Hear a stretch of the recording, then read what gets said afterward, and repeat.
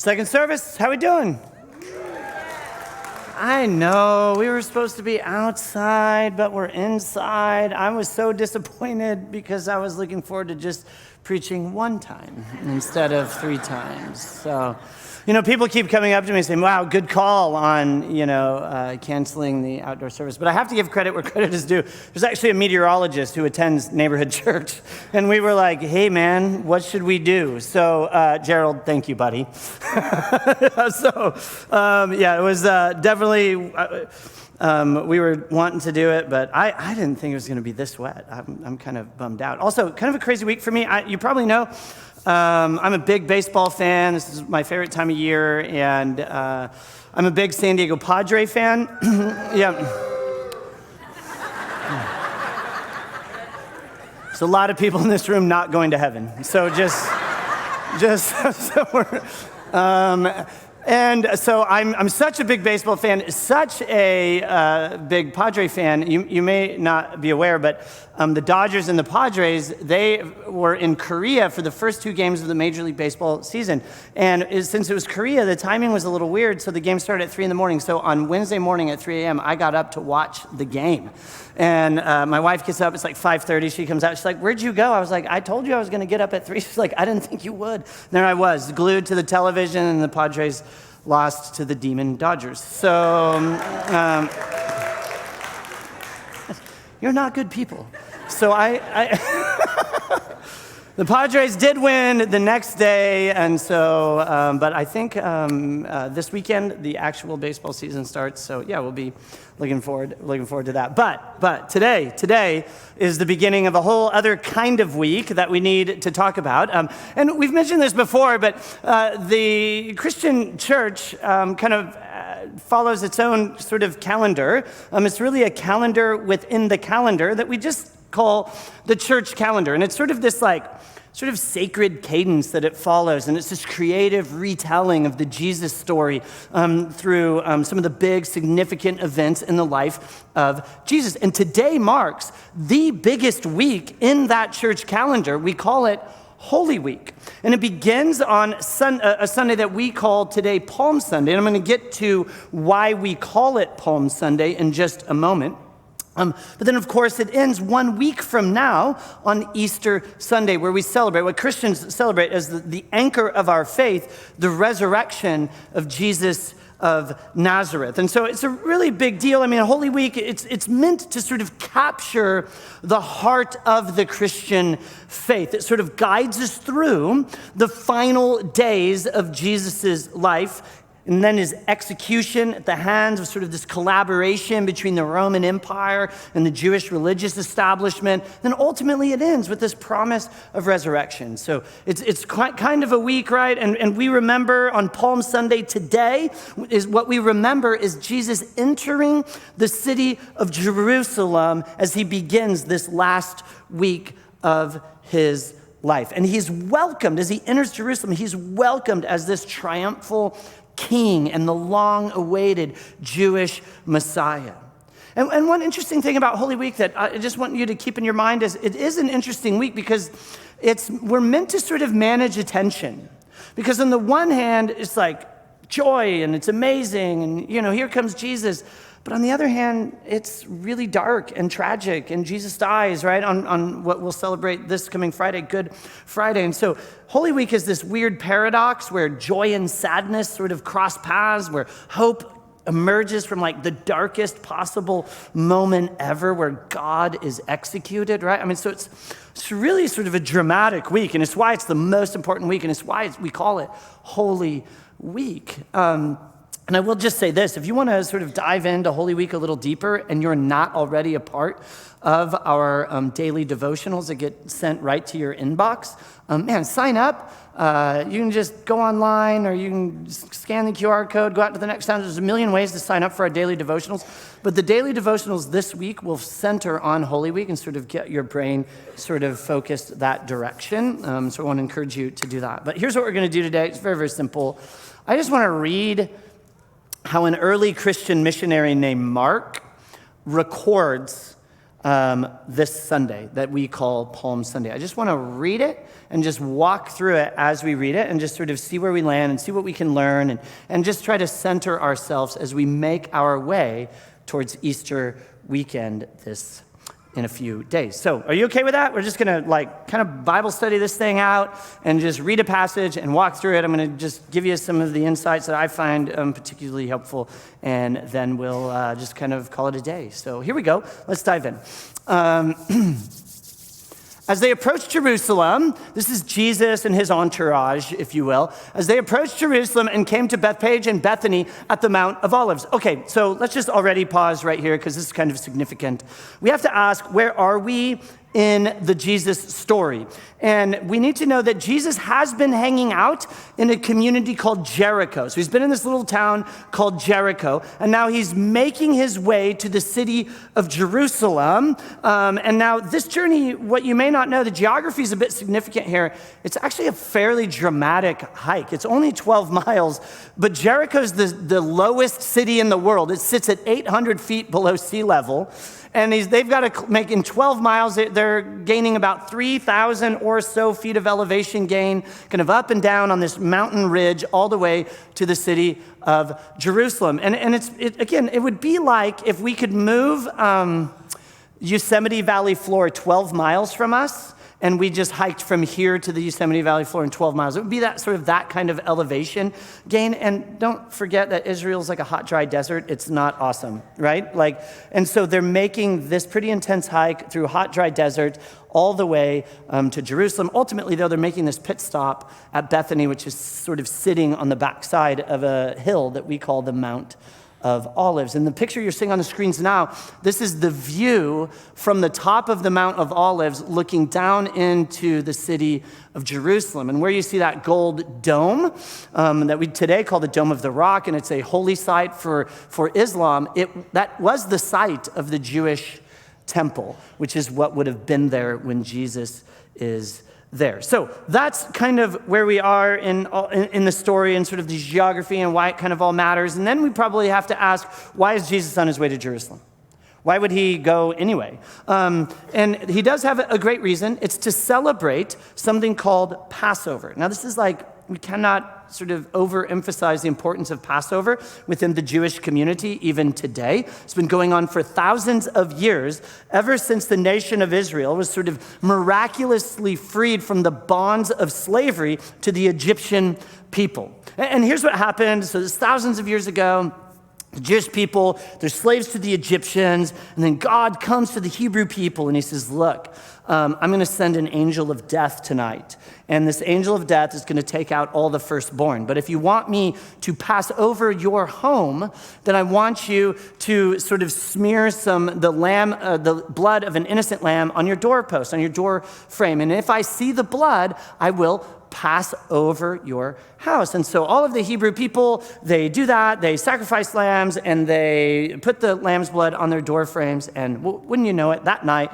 the angel of death comes, passes over all of the Jewish homes, but he hits the Egyptian homes pretty hard, killing all of their firstborn, including Pharaoh, the leader of the nation of Egypt, and he loses his firstborn. And this is what sort of sets up the scene that would allow the Jewish people to escape slavery. And so since that moment, since that happened, the nation of Israel has been celebrating Passover, or the night that God passed them over and spared their firstborn, right? And this celebration is about, at least at the time of Jesus, no longer today, but the Passover celebration was still about taking the blood of an innocent lamb, pouring it out over an altar at the temple in Jerusalem. And this would symbolize the forgiveness of sins for the entire nation, right? So Passover is a huge deal. Everybody goes to Passover.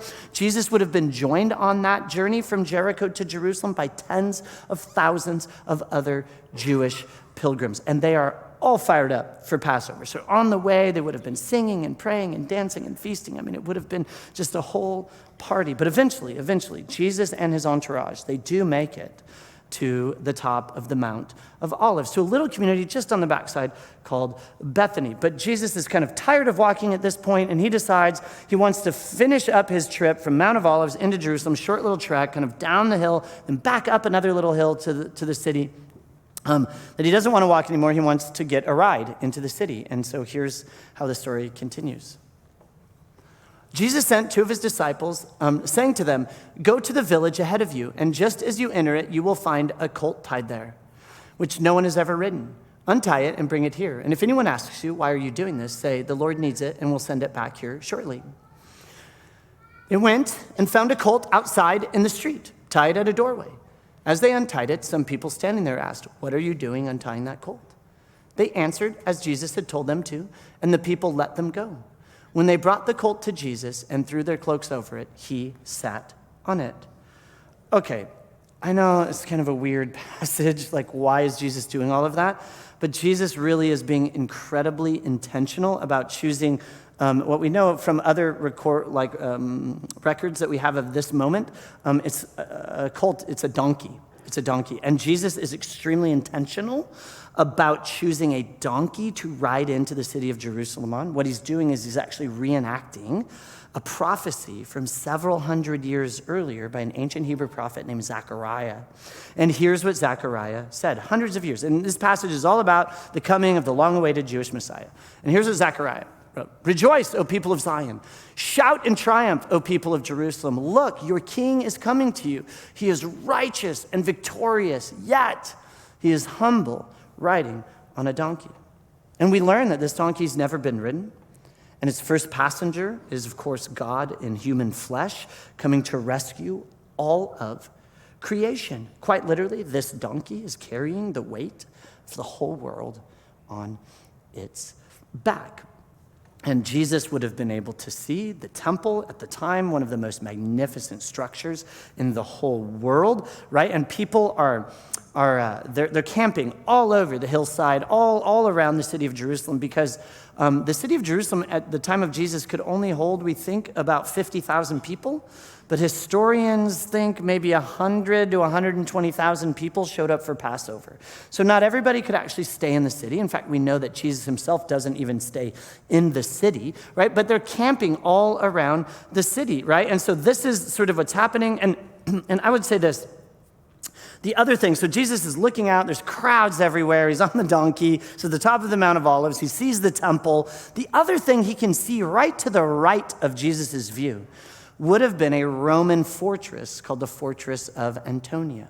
And at the time, right, Israel's not a free nation. They're occupied by the Roman Empire, and they built a fortress to house their soldiers. At any given day, there was always about 600 Roman soldiers in Jerusalem during Passover, probably anywhere from 1,000 to 1,500 soldiers because of the increased population, right? And so it's kind of this, again, it's this paradox, it's this tension, right? We've got the joy, Jewish celebration, right? Passover, yeah, it's amazing. And then the reality, as he makes his way down the Mount of Olives, of the Roman occupation, right? And that they are, in fact, not a free people. They are enslaved and oppressed by the Romans, right?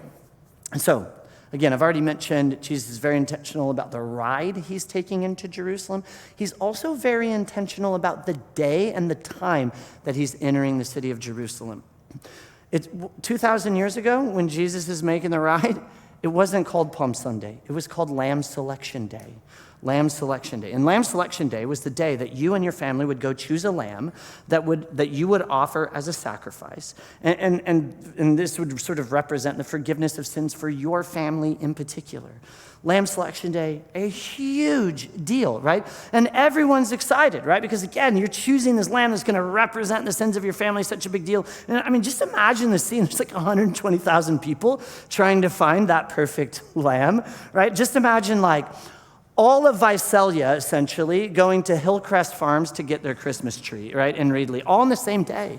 I mean, it would have been absolute chaos.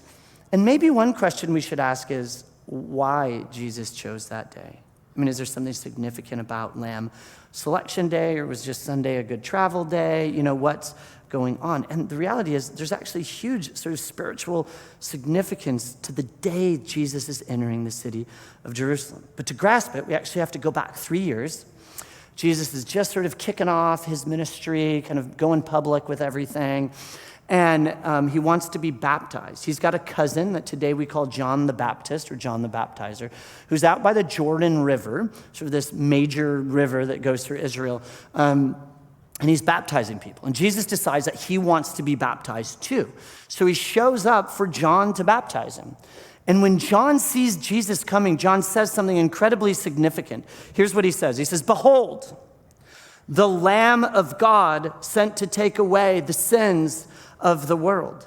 Now, this makes quite an interesting picture, I think, now that Jesus is entering the city of Jerusalem, the last week of his life, on Lamb Selection Day. We see kind of very literally the imagery happening here, that Jesus is, again, declaring himself, I'm the Lamb of God, and I am now making myself available to anyone for the choosing. That on your Lamb Selection Day this year, this Passover, you can choose me. Will you choose me? So Jesus, he's incredibly specific and intentional about when he comes into the city. He's really intentional about how he comes into the city, right? We've already mentioned ancient prophecy, that donkey, all of that. But here's something else. He's also really intentional about the direction he comes into the city from. He's coming from the Mount of Olives, which is directly east of Jerusalem, right? I see Jesus coming down the mountain. He's coming from the east. Now, here's what every Jew in the first century would have known that you may not know. But it's every single thing that was ever written about the long-awaited arrival of the Jewish Messiah. Everything written about it always has him coming into Jerusalem from the east. He's always coming from the Mount of Olives. This was well known in Jewish culture. This is just active part of Messianic literature. Everybody on Passover, if you were a good, faithful Jew, you'd have been having a party and celebrating, but you would have had one eye on the Mount of Olives to the east, just in case today was the day the Messiah would show up. Every committed Jew would have known and would have thought, if the Messiah is going to come, he's going to come right now, and he's going to come from right over there to our east. Actually, our east is that way, right? But he would have been coming from that direction. In fact, still today, 2,000 years later, right? There's a cemetery on the side of the Mount of Olives. And people want to be buried there, but it's very expensive to be buried there. In fact, average burial site in Israel, about $5,000. You want to be buried on the Mount of Olives, just east of Jerusalem, it's about $30,000 to be buried there. Now, why would somebody pay that much? Well, because that's where the Messiah is going to come, right? And they want to be sort of first, like in Jewish tradition holds it, the resurrection of the dead, the first to be resurrected when the Messiah shows up are those on the Mount of Olives who are buried all the way. So if the Messiah is going to show up coming from the east, they want to be as far east as they can get. So they want to be buried on the Mount of Olives. Still today, Jewish people want to be buried on the Mount of Olives because for them, the Messiah hasn't shown up yet. And so they want to be the first to be resurrected with this coming Messiah, right? So Jesus, again, we've got the donkey, we've got Lamb Selection Day, but we also have Jesus coming from the east, which is hugely significant. And then here's how people respond. Here's how the story goes. It's kind of interesting. So again, you've got crowds everywhere, right? 120,000 people. It's a mess. Many people see all of this, Jesus coming from the east on the donkey, all of that. None of this would have been weird. This would have been like so symbolic to everybody. Many people spread their cloaks on the road, while others spread branches they had cut in the fields. Now we know from other accounts of this moment that it's not just random branches. These are actually palm branches. It's why we call today Palm Sunday. While others spread palm branches they'd cut in the fields. Those who went ahead and those who followed shouted, "Hosanna, blessed is he who comes in the name of the Lord. Blessed is the coming kingdom of our father David." Remember, David was kind of the king during the golden age of Israel, so he's kind of a big deal. "Hosanna in the highest heaven." Now, in the Middle East, in Jerusalem, in Israel, you do not spread your coats on the road, and you do not go get some palm branches for just anybody. You don't do it for somebody's birthday. You don't do it for a spouse or a friend, family member, or even someone important. No, you only do all of this for a king. This is how you treated royalty. This is what you did if you thought the king was coming to town, if you thought that God had finally moved again and the Messiah was present. That's when you do this. Now, it's kind of interesting. It's not the first time it's happened. The Jews actually did this once before. About 200 years earlier, there was a guy named Judas Maccabeus. And he decided it was long time to kick out kind of another foreign occupying guy. He was from Syria. His name was Antiochus. And Antiochus was a huge jerk. You probably know that Jewish people don't eat pork. But Antiochus, when he conquers Israel and he conquers Jerusalem, he goes into the temple and he sacrifices a pig on the temple's altar. Right? I mean, it's desecrating the temple. I mean, it's just awful. So Judas Maccabeus, he incites like a revolution, a revolt, and he ends up winning. And when King Judas comes into the city, we're told that they're doing the same thing, that they've got the cloaks on the ground and they've got the palm branches and they're singing, "Blessed is he who comes in the name of the Lord." I mean, they thought this was it, only for him to get wiped out by the Romans not long after, and he clearly wasn't it. But archaeologists, we actually have coins. We have coins from the time of King Judas when he came 200 years before Jesus. We have coins, and you know what's stamped on the coins? Palm branches. Palm branches are stamped on the coins because it was a time when Israel was actually free from any foreign occupier. Right? And the palm branch represents national pride and freedom and independence, right? And oftentimes rebellion, right? We're going to kick out these foreign occupiers, these bad guys. And so when Jesus is coming in 200 years later and they've got the palm branches, they're doing all that. I mean, this is about rebellion as much as anything else, right? Forget the Romans. We never liked them anyway. You know, Jesus is our guy. Like, here's the palm branches. All of that's going on. And even the Romans knew what palm branches meant. It meant freedom. It meant independence. And the Romans did not want freedom and independence for the Jewish people. It would have been like us sort of waving an American flag, right? I mean, it's just like a huge, huge, huge deal. And you only did it for a king. You only did it if you thought that king was the long-awaited Messiah that was going to make the world right again, right? So these people, when Jesus is coming in on the donkey from the east, right?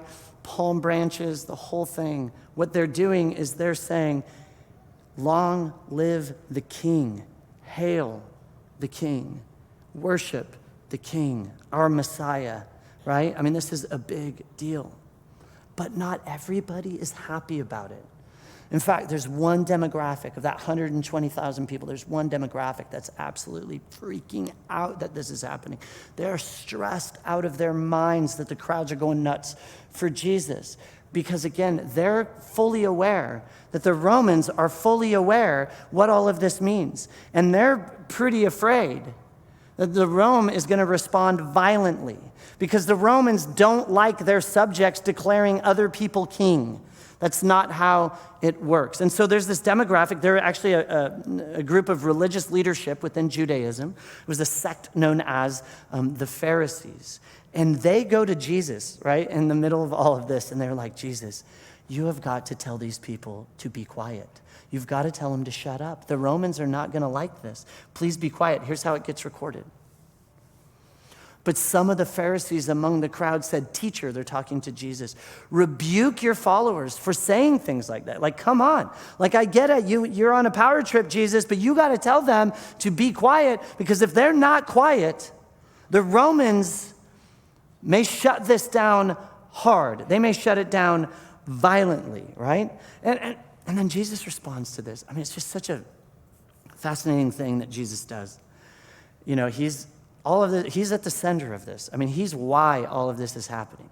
And these Pharisees, right, the pastors show up and they're like, "Hey, can you tell your people to quiet down? Like, it's a little too much. We don't want to cause a ruckus." And Jesus responds. And what I love about how Jesus responds is that I think he's getting at the heart of who you and I were created to be, or at least what you and I were created to do. First and foremost. It's so beautiful and it's so life-changing, but I think we just pass over it so often. So the Pharisees, the religious leaders, the pastors of the day, they're freaking out about propriety.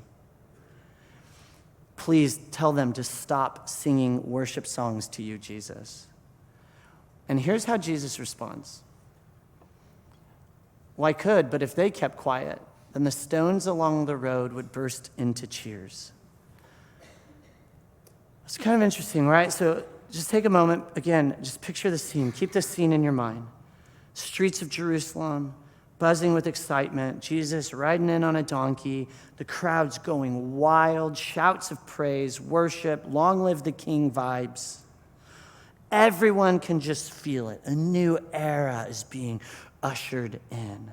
And I hope you can see this like huge revolutionary parade going on. Jesus at the head of all the commotion. It's all being driven by the story of Jesus' miracles, by their desire for a Messiah, for their freedom, right, from Rome's occupation. All of that's happening. In the middle of it all, here come the pastors demanding silence. And then Jesus just offers profound truth right in the middle of it. And he says, look, I can tell them to be quiet.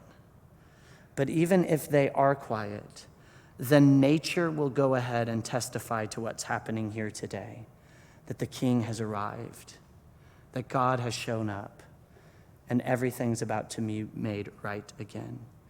And if the people don't worship, then the rocks will, because the worship of Jesus is woven into the very fabric of creation. Everything in this world has a song to sing to its creator. From the rustling of the leaves to the crashing of the waves, and apparently even the rocks have a song to sing to their creator. Later, an early Christian thinker named Paul would talk about it this way. He says, all of creation is like groaning, waiting for the day that Jesus would come, right? I mean, it's all of this. And so creation, Jesus' point, I think, is that creation knows and recognizes God. And if you and I don't speak up, if our lives aren't these acts of worship to Jesus, then Jesus is saying, well, then that's okay. You don't have to. This is an invitation, not a demand. Then the rocks will show up. If you don't show up, the rocks will show up. Jesus' words, if they keep quiet, the stones along the road will burst into cheers.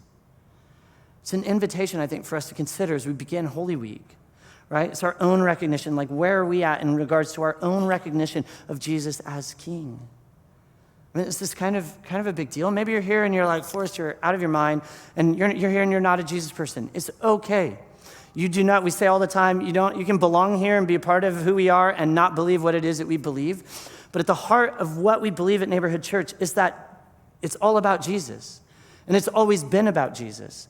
And everything we do should be about Jesus, right? That's kind of our approach to this thing. And so Jesus is just simply reminding us that we should show up, because if we don't show up, Jesus does have a backup plan, and it's the rocks. And quite frankly, I don't want to be shown up by rocks, right?